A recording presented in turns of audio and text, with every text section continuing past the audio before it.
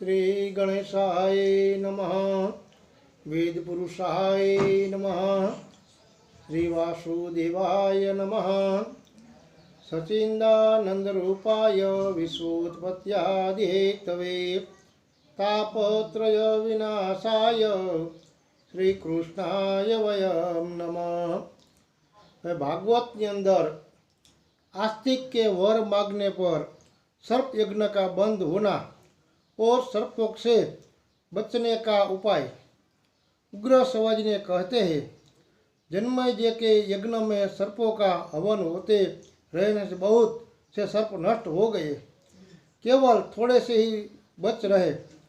इससे वासुकी नागो बड़ा कष्ट हुआ। घबराहट के मारे उनका हृदय व्याकुल हो गया। उन्होंने अपनी बहन जरुकारु से कहा, बहन, मेरा अंग अंग जल रहा है, दिशाएं नहीं सूझती, चक्कर आने के कारण बेहोश सा हो रहा हूँ, दुनिया घूम रही है, कलेजा फटा जा रहा है। मुझे ऐसा दिख रहा है कि अब मैं भी विवश होकर इस धधकती आग में गिर जाऊंगा। इस यज्ञ का यही उद्देश्य है। मैंने इसी समय के लिए तुम्हारा विवाह झरकारु ऋषि से किया था। अब तुम हम लोगों की रक्षा करो। ब्रह्मा जी के कथानुसार तुम्हारा पुत्र आस्तिक इस सर्प यज्ञ को बंद कर सकेगा।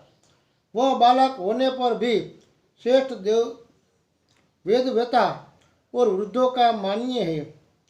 अब तुम उससे हम लोगों की रक्षा के लिए यह कह दो। अपने भाई की बात सुनकर ऋषि पत्नी झरकारु ने सब बात बतलाकर नागों की रक्षा के लिए आस्तिक को प्रेरित किया। आस्तिक ने माता की आज्ञा स्वीकार कर वासुकी से कहा, नागराज, आप मन में शांत रखिए।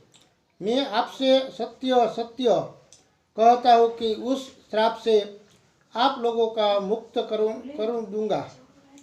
मैंने हास विलास में भी कभी असत्य भाषण नहीं किया है, इसलिए मेरी बात झूठ न समझो।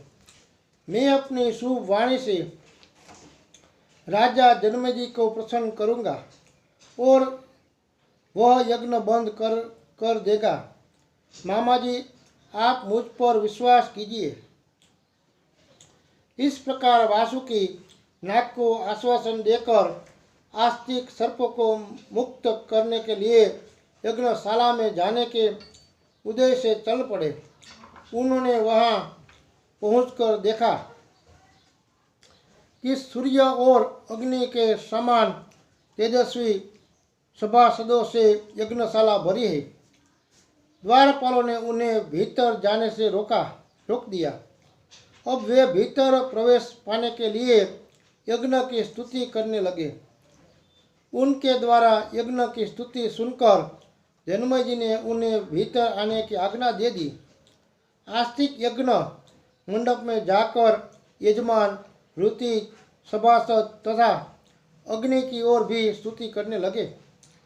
आस्तिक के द्वारा ही की हुई स्तुति सुनकर राजा, सभासद, ऋतिज और अग्नि सभी प्रसन्न हो गए। सबके मनोभाव को समझकर जन्मेजय ने कहा, यद्यपि यह बालक है, फिर भी बात अनुभवी वृद्धों के समान कर रहे हैं। मैं इसे बालक नहीं वृद्ध मानता हूँ। मैं इस बालक को वर देना चाहता हूँ। इस विषय में आप लोगों की क्या सम्मति है? सभासदों ने कहा, ब्राह्मण, यदि बालक हो तो भी राजाओं के लिए सम्मानीय है। यदि वह विद्वान हो तब तो कहना ही क्या। अंत आप इस बालक को मुंह मांगी वस्तु दे सकते हैं। जन्मेजय ने कहा, आप लोग यथाशक्ति प्रसन्न कीजिए कि मेरा यह कर्म समाप्त हो जाए और तक्षक नाग अभी यही आ जाए, वही तो मेरा प्रधान शत्रु है। ऋतुजु ने कहा, अग्निदेव का कहना ही तक्षक भयभीत होकर इंद्र के शरणागत हो गया। इंद्र ने तक्षक को अभय दान भी दे दिया है। अजमय जी ने कुछ दुखी होकर कहा, आप लोग ऐसा मंत्र पढ़कर हवन कीजिए कि इंद्र के साथ तक्षक नाग आकर अग्नि में भस्म हो जाए। जन्मय जी की बात सुनकर होता ने आहुति डाली। उसी समय आकाश में इंद्र और तक्षक दिखाई पड़े। इंद्र तो उस यज्ञ को देखकर बहुत ही घबरा गए और तक्षक को छोड़कर चलते बस बने। तक्षक क्षण क्षण अग्नि ज्वाला के समीप आने लगा। तब ब्राह्मणों ने कहा, राजन, अब आपका काम ठीक हो रहा है, इस ब्राह्मण को वर दे दीजिए। जन्मजी ने कहा, ब्राह्मण कुमार, तुम्हारे जैसे सतपात्र को मैं उचित वर देना चाहता हूँ। अतः तुम्हारी जो इच्छा हो प्रसन्नता से मांग लो, मैं कठिन से कठिन वर भी तुम्हें दूंगा।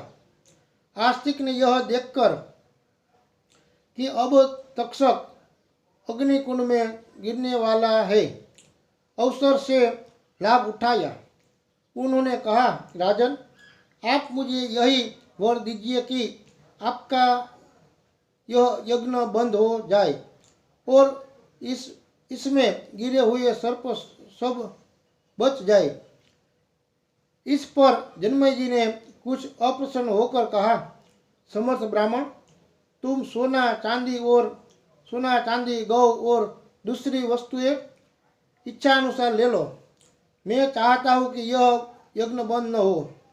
आस्तिक ने कहा, मुझे सोना चांदी गौ अथवा और कोई भी वस्तु नहीं चाहिए। अपने मातृकुल के कल्याण के लिए मैं आपका यज्ञ ही बंद करना चाहता हूँ। जन्मय जी ने बार बार अपनी बात दोहराई, परंतु आस्तिक ने दूसरा वर मांगना स्वीकार नहीं किया। उस समय सभी वेदज्ञ सदस्य एक सेवक से कहने लगे, यह ब्राह्मण जो कुछ मांगता है वही इसको मिलना चाहिए। सनक जी ने पूछा, सुतनंदन, उस यज्ञ में तो बड़े विद्वान ब्राह्मण थे, किंतु आस्तिक से बात करते समय जो तक्षक अग्नि में नहीं गिरा, इसका क्या कारण हुआ? क्या उन्हें वैसे मंत्र ही नहीं सूझे?